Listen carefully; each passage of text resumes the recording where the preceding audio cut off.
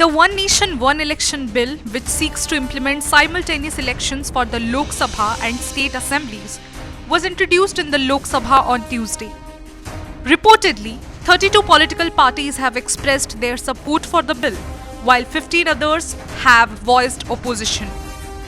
Overall development के लिए और देश के प्रगति के लिए ये वन नेशन वन इलेक्शन जो है, एक बार इलेक्शन हो गए तो 5 वर्ष तक, ये सिर्फ हम ये नहीं कह रहे जब भी लोकसभा होगा तब विधानसभा होगा, ऐसे नहीं कह रहे. All the election will be held. 5 वर्ष में एक बार इलेक्शन होगा.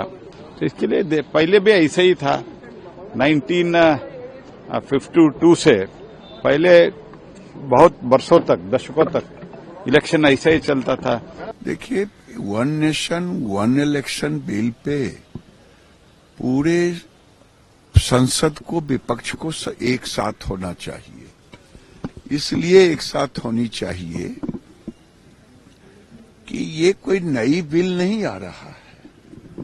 1967 तक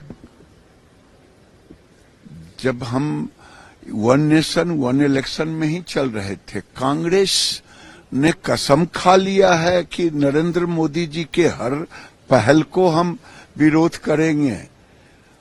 तो कुछ नहीं करना. जैसे जीएसटी उन्होंने लाया था, फिर विरोध किया. ये वन नेशन वन इलेक्शन देश के लिए है, विकास के लिए है, पूरी जनता चाहती है. इसे पूरे विपक्ष को साथ देना चाहिए और एक मत से पास करना चाहिए. वन नेशन वन इलेक्शन, एक देश में एक चुनाव, ये देश चाहता है.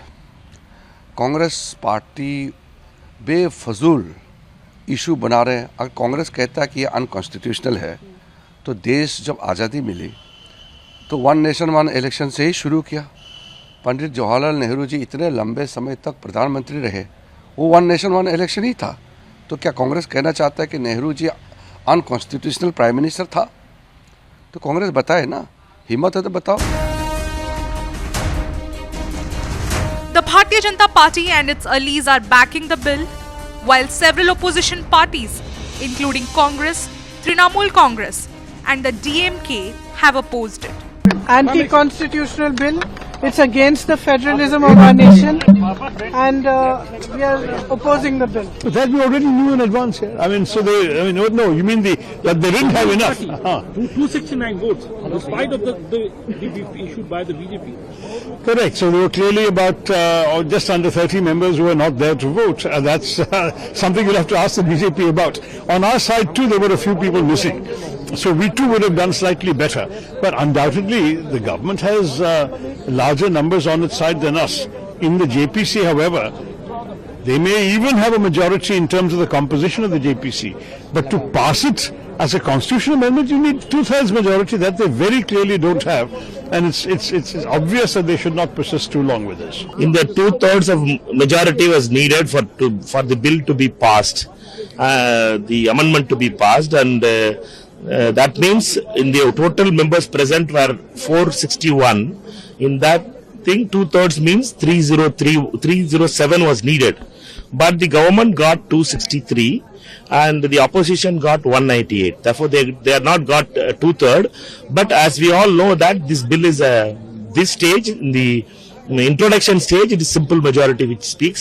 But today itself, if you would have passed the constitutional amendment, this bill would have been defeated.